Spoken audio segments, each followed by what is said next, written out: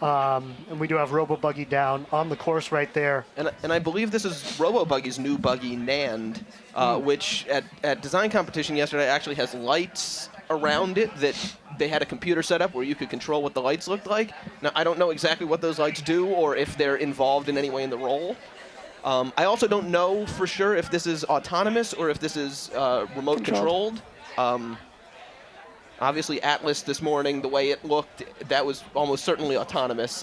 If it was remote controlled, they may have still been out from last night. They may have had too much fun at Carnival yesterday. Yeah. But it's nice to see.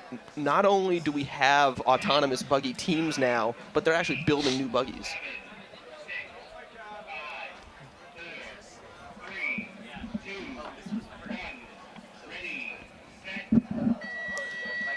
And here we go. Robobuggy's new autonomous buggy here.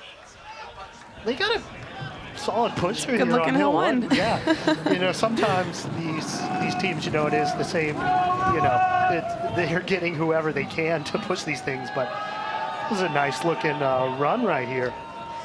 21 seconds. That's a decent men's time. Yeah. They feel it, the team of pushers. Wow. It's a good shove. Now Robobuggy takes a slightly different line than a normal buggy. The reasoning for that, I don't know for sure. It could be that it's easier to control with a GPS if they're following traffic laws. So you'll stay on the right side of the road as opposed to crossing over and crossing back. It's easier to have a target of like the white line. Let's see here. It's rolling pretty nicely in the free roll. Took a little bit of a bump there. Might have hit a pothole. Swerving slightly to the right, but that's still going to have a very respectable stop sign time of 108.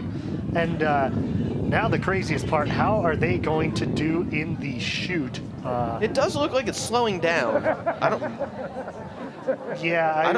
agree with that. I think one of those potholes may have hit something. Because it was moving at the beginning, and it is definitely going slower now.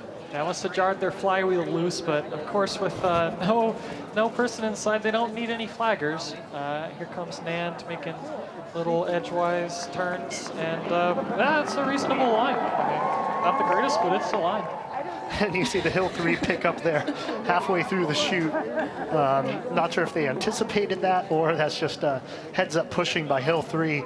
And, he got much more than he bargained for. It's not a four-shot Hill 3. Sadly, I have done that before. It is miserable.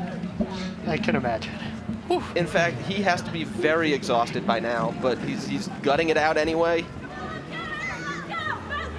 And he's still standing, which is impressive. There you go. Pushing it over now to Hill 4. It's starting to swerve a little bit to the left right there. Correcting itself, maybe a little bit too much. And we'll see here on the Hill 4. Interesting to see if they can get, I'm not sure what does anyone know the autonomous course record? It's much higher than this. It's around 5 minutes and like 2 crashes. So if this is on an autonomous roll, this is definitely the record in all respect, but I have a feeling, I think from talking to them yesterday, this may be a remote controlled roll. Oh, okay. They may be trying to go autonomous tomorrow. But we'll have to confirm that. All right, it looks, someone was nodding at me from the crowd, I think saying it is remote controlled, but you can't trust anyone these days, so hard to tell. I'm going to have the hand on the push bar right there, just over 3 minutes at 3:02:05.